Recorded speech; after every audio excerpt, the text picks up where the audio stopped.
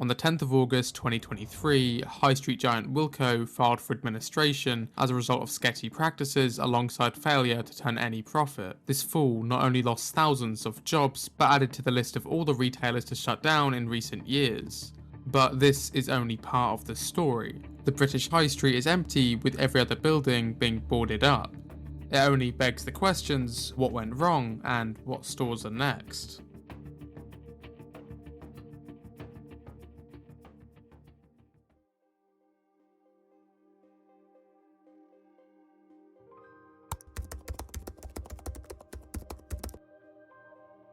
I'm going to call the police if you don't go. Sir Philip, people want to know why you're on holiday when they think that you're supposed to be sorting out the pension deficit. Will you go away? Why won't you tell to people? Will you go away? What you're looking at is Sir Philip Green, Britain's self-proclaimed king of retail, being quizzed why he's on holiday on a private yacht whilst tens of thousands of employees lose their jobs and pensions back home. Questions? Go away. Have you got a message Which for bit are you not understanding? Hang on, Go hang away. on. There's no need Just for any go violence. away. You see, the British Home Stores was collapsing, Britain's biggest high street chain, and Philip was the owner of BHS before selling it for £1 just a year prior. We're asking you questions. That's going to go in the Get off. It's safe to say he knew exactly what was going to happen, and he didn't want that liability. This interaction paints the initial picture of negligence for the public to see. But this wasn't a first for Philip. Sir Philip Green has been named in relation to allegations of sexual harassment and racist behaviour. This man simply did not care. Instead of running his business, he spent half his time idolising a celebrity lifestyle, hanging out with big names and inviting them all to parties, and of course funded with money from the business. We're talking hundreds of millions of pounds being taken out of BHS in the run-up to its collapse, all whilst Philip's new super yacht was delivered. And when questioned in Parliament and in interviews, he denies and works around this, and claims the collapse was unpredictable. And the cherry on top was the person he sold British Home Stores to, Dominic Chappelle, had been bankrupt multiple times, had no retail experience, and is now back in jail for tax evasion. But more notably, one of Philip's biggest oversights was the prominence of the internet. And I'm not a computer man, I'm not an internet man myself, or email man. I'm a man who likes to see people. I don't know about all of that, it's not what I do.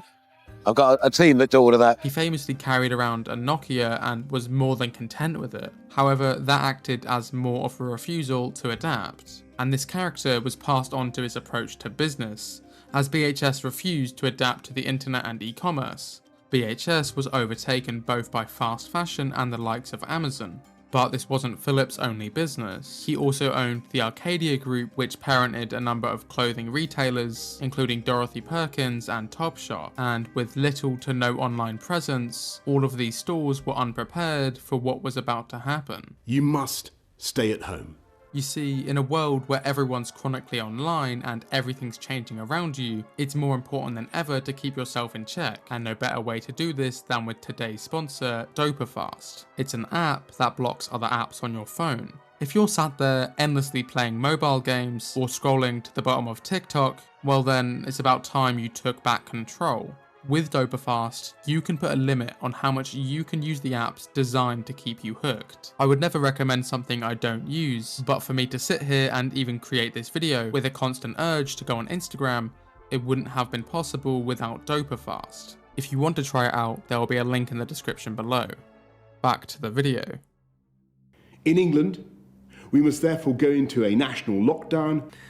We've decided that from tomorrow, non-essential retail will have to close. This may already seem logical, but if a business solely relies on in-store customers, and then all of a sudden those customers aren't allowed inside the store, the business doesn't make any money. This is when Sir Philip also lost the Arcadia Group.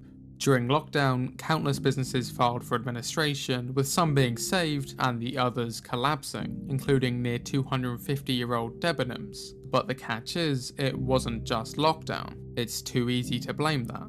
For years, people have been skepticising around the high street's collapse, and the pandemic was the final push over the edge. And when you read these headlines or a business's annual reports, you can see these businesses were failing for years if not decades before closing. And they all tell a similar story.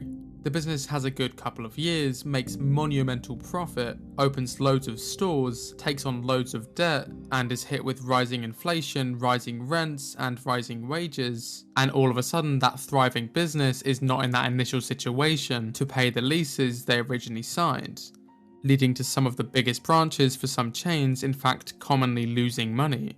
And in the instance of BHS and Wilko, there's a big issue around money mismanagement, with CEOs or the families of the company taking money out of the business when it should be going to reinvesting to make sure the business can stay afloat. And when a business starts to struggle, as a shock measure, stores would impulse shut down hundreds of branches from the likes of Next, House of Fraser, Sports Direct, B&M and The Body Shop. And when you understand it's not just a business or a shop you walk past in town, combined it's hundreds of thousands of people losing their jobs, it's unfathomable.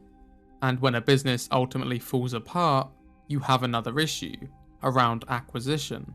As I said earlier, when a business goes into administration, they can be saved by being bought out by a larger company which takes on their operations and their debt. You see, let's take the Fraser Group, better recognised with their main business, Sports Direct. They own 15 different stores and have acquired the likes of Jack Wills, House of Fraser and Game. And instead of necessarily saving a company like Game or Jack Wills as their own brand and business, they essentially shut down their stores and moved them into a small department within Sports Direct, leaving them as a shadow of what they once were. And that's a large part of the reason a lot of buildings are empty in the high street. Rents are too high, so stores that are parented under the same umbrella have to share floor space in one store. And you've seen the exact same thing happen with Sainsbury's and Argos. There are hardly any actual Argos stores, with most of them being found in a corner of Sainsbury's. If I had to give the brief verdict, every failed store is either owners underinvesting in the store and taking money out for their own good, or overinvesting and not having stability to operate in a changing world. Okay, but where are we now? If you were to go downtown today, you would see a Tesco, maybe a Greggs, a few charity shops, Poundland, and most importantly 20 different vape shops. And that's about it. The bleak reality is the high street's collapse is only making Britain's poorest areas even poorer, because a lot of deprived areas only have retail jobs. And when shops close, those jobs are lost, and less money is in circulation in that area, leading to more shops closing down in that area and more jobs lost, and so on. And combine this with decreased property value and no interest for people to travel somewhere where everything's boarded up. And don't even get me started on how nothing costs a pound in Poundland anymore. But it's not just the retailers. Banks are funneling you into only online banking, whilst closing as many branches as they can without excluding people. Phone shops have since become redundant and have started closing stores. Independent cafes and restaurants can't afford to stay open. Royal Mail will pick up and deliver parcels to and from your house. And even food shopping can be delivered to you the same day from Tesco Whoosh, Iceland or even Uber Eats. You see, society and technology has created such an environment where there's no need for the high street. There's no need to go downtown. The high street used to be the thriving epicenter of British retail, booming with people, shops and events. But now most things are found in retail parks or delivered the next day on Amazon. Stores have failed to keep up with demand and adjust with the times, whilst also being unable to compete with the prices of a business that operates on such a scale as Amazon. And it's safe to say that the government that's changed leader 5 times in the last decade hasn't been too much help either. The UK is in a cost of living crisis, with people rarely being able to afford more than necessities, leaving this issue among others to only snowball and get worse. But now you ask, what is the solution? Well, as much as anyone else, I don't think the high street will ever exist in the way it did. Times change. The idea of new housing and office spaces, and maybe a B-tier art gallery is the most thrilling outcome you might get. The short answer is you can't have it both ways. You can't buy all your goods from Temu, Amazon and ASOS and expect your local area to be thriving. When the majority of people don't contribute to the local economy, they really can't complain about its failings. The high street took the saddest death, and I think there's more to come. In 2024 alone, Boots, Wetherspoons and Argos all have plans to close hundreds of more stores, and it will be interesting to see what follows after. Thank you for watching. I've been Tom Hayden. If you want to support me, as this is a new YouTube channel, consider subscribing and sharing this video. And most importantly, have a great day.